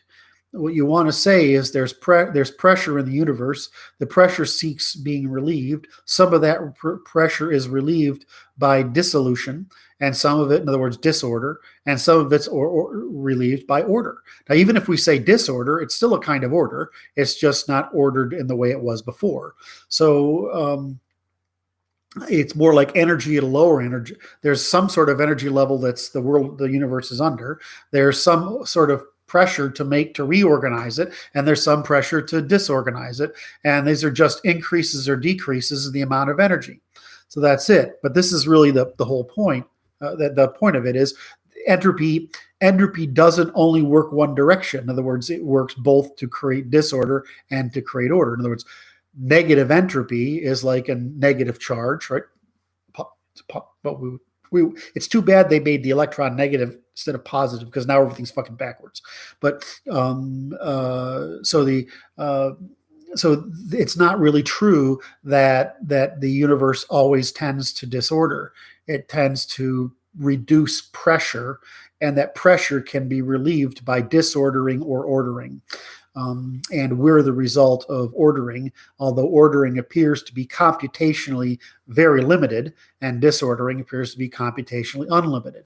This is why we get this triangle of two forces, the via positiva and the via negativa, and we get computational, the distance in those two things is dependent upon the amount of mass down here that survives, that's continuing a computation of the possibility of increasing that distance, which increases the amount of energy under the curve, which is what we call life. So that's it. Now, there's one other piece that's really useful in understanding it. Well, why does this happen? This happens because of all this rotation that happens. Somebody brought up the flywheel yesterday. I thought that was such a good example. The problem is once things get going, spinning in the universe and they become sustainable, it's very hard for the universe to unspin them. And so there's a tendency of things that develop sufficient energy to go because this pressure, it's always trying to seek release, either positive organization or negative. But it can't, because of that, it can't absorb, in other words, it can't absorb a pressure back down into it without a way of absorbing it. So that's why you see particles annihilate each other, is because there's enough there to reduce it. It's sort of like grabbing onto a flywheel. I mean, a flywheel wants to keep going, except for some amount of friction. But if you try to stop it, it takes a lot of energy to stop it. Well, that's the same thing. I mean, it's the same thing at the subatomic level. So energy's got nowhere to go. This tends to be this idea of positive, negative, area under the curve, and energy nowhere to go is where we get into a lot of our cognitive dissonances, is that I can move the air around like this, but I'm not considering what was moved by it. The universe is big enough to absorb that energy back into it, like it just air, the world is. But when you get down to the small scale, there's nothing to absorb it into unless you have an equally opposing force. So you can't drain. It's like, how do I drain this thing? You can't. There's nowhere to drain it from. Anyway, I'm going beyond the point there. I just wanted to get the idea across. What does quantum mean? Entropy is only half true. That the better analogy is waves in boiling water, where it needs enough bubbles to produce the next quantum of wave, right? That's what I was saying. And that once the wave gets going, it's got enough energy beneath it. There's nowhere for the wave to collapse into. That's it. If you think about it like that, it's just pretty classical. Fundamental particles, they survive, right, until they're interfered with and alienated, because again, there's got to be somewhere for the energy to go. The quantum background is under this pressure, and it acts like it's under pressure, and so entropy is misleading. And the last thing is the wave-particle duality. Excuse me, is that what? Yeah, the wave-particle duality is also kind of goofy. Like if you see in a lightning, right, lightning forks by a particular set of rules that seem apparently random, but if the lightning hits the ground, it's obstructed. Well, if it is obstructed, current is released, and it leaves a burn hole in the ground. Well, if you want to think about quantum waves, or waves through the ether, right? What's happening is this form is going through, this charge is building up, right? This charge is in here, but it has nowhere to go. So what you're seeing in this wave structure is a probability of this charge's distribution at any one time. So realistically, charge is everywhere along the wave until something interferes with it. Now they call it measurement. And I always think this is such crap. Measurement's interfering with it. Measurement is the lightning hitting the tree rather than just keep looping around. Well, I mean, it's not very complicated. And you'll see this if you see really high speed illustrations of light moving through liquids. As you'll see that light doesn't act like a point. It acts like a bundle of lightning moving through things, and it has definitely a wave structure to it, or it has a flow structure to it, and if it hits a wall, it spreads out, right? Some of the energy, and then some of it, and then it's collapsed somewhere. So the point I want to get across is that I get frustrated with all this stuff out there, because in my my attempt to make sure my first principles were right, I was trying to go through the current state of the quantum theory, and and well aware of the fact that since I come from economics, that I know mathiness is a disease, right? And it's like an endemic disease, and it's probably the primary reason why our science hasn't done so much since the 30s, the post-war period, is the whole spectrum of the post-war Jewish pseudosciences. I mean, it's collapsed. And since I know what's wrong with mathematics, I can look at physics and say, well, we can't say that, we can't say that, we can't say that, we can't say that. Therefore, what's left is, how do I explain that classically? This is a pretty good way of explaining it and saying, it's not fucking complicated. It isn't. It's really, really not complicated. And the universe probably isn't that complicated. And half the stuff they say is not clear. I mean, I don't want to. I'm not coming out like some guy advocating like the electric universe or one of these other things. Or I'm not coming out like that. I'm just saying that it is possible to explain what we're observing in classical rather than mathematical terms, and it is possible to look at mathematical terms and say, well, are we actually describing what we call real phenomena or material phenomena or existential phenomena? Or are we explaining ideal phenomena, which is mathematical phenomena? And most of the time, we're explaining mathematical phenomena. I got accused by this Harvard lawyer back when I was automating legal arguments, much to his terror, and he said, "Well, you guys in computer science, you use this language that's almost, you're almost like a priesthood using this language, but what you're doing isn't really that complicated." I know, the same thing in law. What you're doing, using all this obtuse language, and it's not really that complicated. Well, the same thing's in physics. Mathematics bothers me more because what's a Hamiltonian, right? What does that mean? I mean, you can use it, right? It's an easy thing to understand, but why don't we just explain things in their operational model? Well, because we want to give credit to the guy who's discovered them, right? We want to do that. Like we don't call it evolution, we call it Darwinianism, right? The same thing here. So this academic crap is just polluting all this nonsense. Anyway, so yeah, there's nothing really complicated here. All right, so that was my hour. I've gone through 2 hours. That's more than I wanted to spend. It's what I usually spend. This is 11, 12, 11:30, 12:30, 1:30. Yeah, it's about what I usually spend. All right, so I'm going to see if there's anything here that I can answer.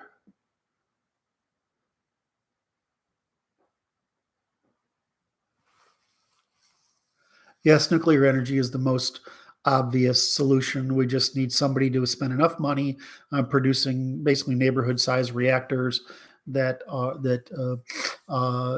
gracefully fail. That technology exists. I don't know why, because it's so much money that a government really needs to, institutionalize it. But it's the safest energy source out there, and you could just take those. A salt reactor, for example. These things fail elegantly, and just spread them all over the place. I agree with people like Musk on solar energy. The problem is that militarily or strategically, that's a really dangerous method of collecting energy. So I think it's okay for storage. In other words, there's value to storage it, but just like it would be very unwise to build this big thing in Arizona and say, "Well, we take the whole United States out with one bomb." Right? That's just not wise. It's bad enough that our electrical system can be taken out by 12 guys already. We don't need that. So neighborhood or city reactor or town reactors are probably the optimum way. I love the idea that houses will be built with batteries, so we get rid of the problem of having to instantaneous delivery. But it's clear that we have to get to nuclear reactors because it's the only. We're not going to see fusion reactors. I'm almost positive now. All right. Anything else? No more lies. Yes, exactly. Yeah, I mean, the other thing about small nuclear reactors is they're not as prone to these big nuclear reactor problems. In other words, fail small, build small, fail small, right? Is a really good strategy. It's the same thing for small. Small is always better whenever you're talking about anything, neighborhoods, cities, states. Small is always better. It's just that you start playing into the advantage of the upper classes seeking rents when you get large. All right. Okay. Did I cover enough today? I think I covered enough today. Can I go now? Yes. Okay. All right. Thank you for joining it. Thank you for all of you sitting with me today. I really enjoyed it. I hope this was useful, and I will add the indexes. In other words, the time stamps to this over the next couple of hours, and we should be okay. All right. Love you guys. Thank you. And again, thanks a lot.